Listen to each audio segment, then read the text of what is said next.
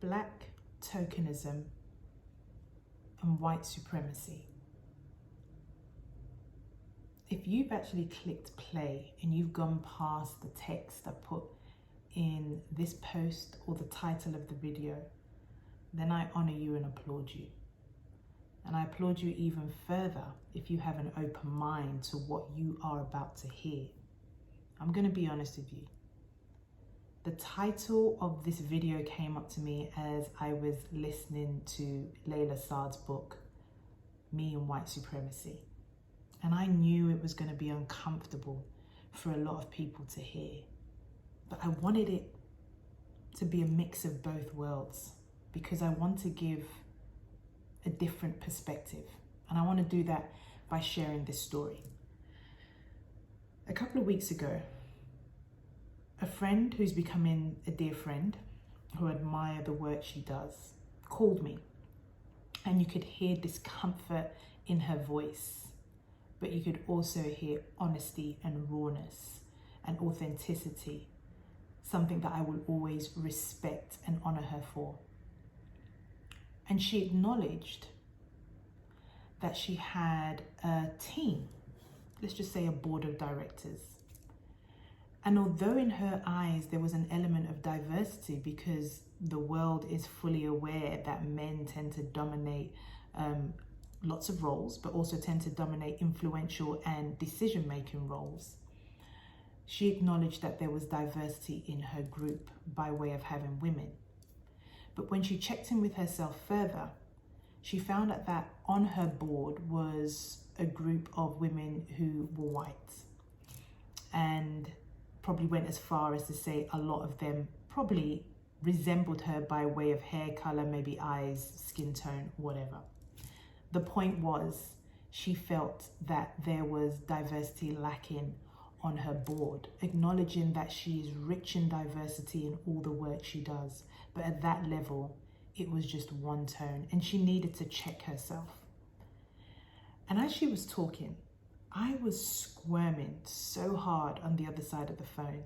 I literally started to sink into the depths of my shoes because I felt something was about to happen and my heart was racing because I still, as I found out, did not have the vocabulary, the courage, the strength to have a conversation where I was about to be asked to be a black token.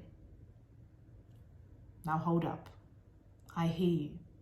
How are we meant to be diverse and inclusive if we don't go out and seek people who are different from us or diverse from us and include them in? I get that. And I will always honor her for being bold enough to at least ask. But here's what I did that betrayed my soul. I decided to soothe her because I knew she was so uncomfortable, and I have lived in a race, a man-made race construct, to constantly soothe the other race by either apologizing for being present anywhere or making myself feel small and shy away so it's not too obvious that I am the different person. I actively went out of my way to soothe her, despite her not asking, by telling her, I get it, it's difficult, I've done the same. You know, when I was doing some work, I actively went out and I asked, I want people different from me. I want a white woman, an Asian lady, a black man. I was descriptive. But here's where I truly let myself down. And it's okay, I've forgiven myself, and that's why I'm doing this video. What I wanted to say to her, and what I'm saying to you, wherever you are on the spectrum of this conversation, is that when I choose my team, my diverse team, I make the active choice at the beginning for it to be diverse. I actively seek people out who have difference of thoughts, of opinions, abilities, neuro abilities, anything, genders. I actively seek it out. I do not make people who are different from me an afterthought. And that was when the conversation, the thoughts of white supremacy came up. I've always ignored that name and that title because I guess I felt blessed that I don't live in a society where I see the harshness of what I believed white supremacy was. Now, I really want to give 100% props and homage to Layla Saad, who's written the book, Me and White Supremacy. And I really would implore you all to go and read it.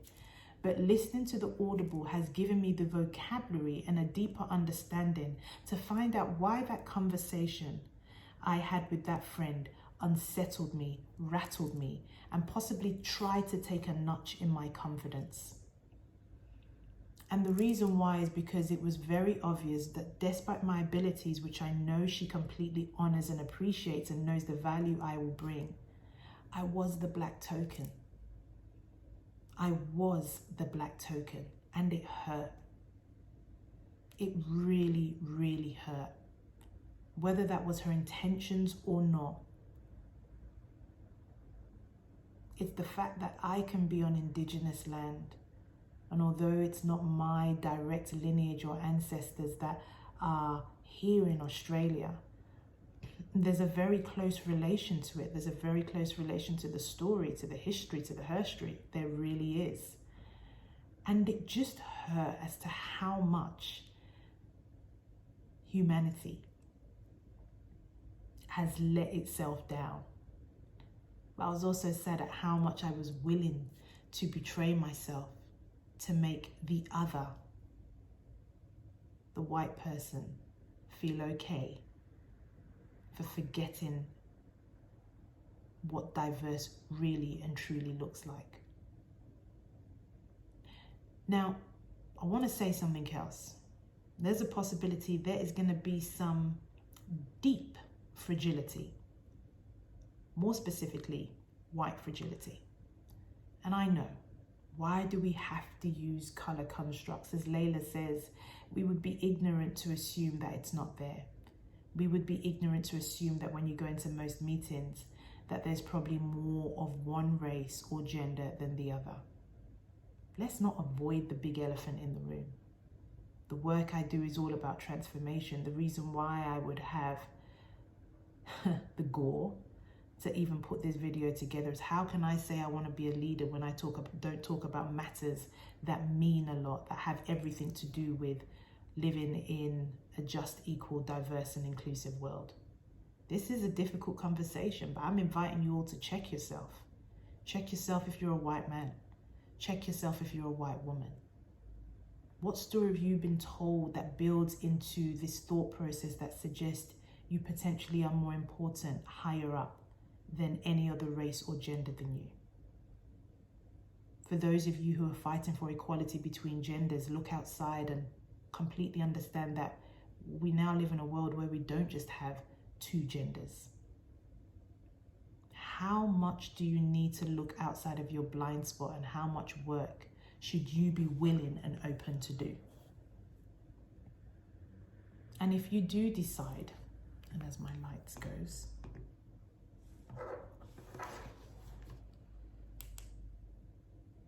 sorry about that.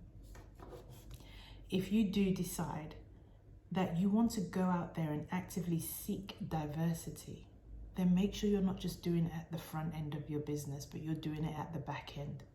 That you are calling people in to guide you and your different offerings and work by people who look, act, are different from you. I want to tell this other story of my daughter. So we live on the lower North Shore in Sydney, Australia, and she is one of, I don't know, maybe 5, 6, 7 maximum black kids. And I don't know, there might be, I don't know, anywhere from 500 to 1,000 kids in the school. And every time a magazine or news reporter comes in, there is a knock on her classroom door to ask for her to come out and take a picture. And she does it gracefully and she smiles. And then when it's recess, she goes to the other black girl and says, did you get a knock on your door as well? Did you have to come out and take a picture? And they laugh about it. But that's black tokenism. More so it's black tokenism because I don't see the work the school is doing outside to bring in more diverse people. That active work. Yes, Australia in particular might be under the impression that it does not have a race problem. Okay, if you want to live under that illusion, your prerogative. But understand that you do have a supremacy problem, a big one. One that suggests that being white is the status quo. It's tough to hear. I get it. But you got to check yourself.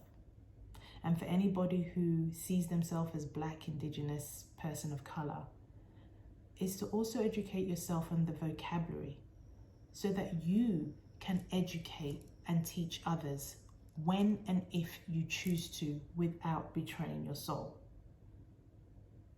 And for anybody who wants to know more, regardless of where you are on the spectrum, I invite you to go and search for anti-racist books by BIPOC people, which means Black, Indigenous, people of color.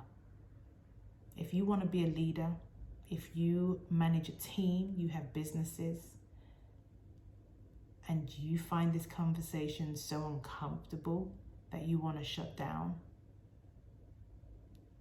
I lovingly question your ability to lead. But for those of you who really want to be part of the change, when we know better, let's do better.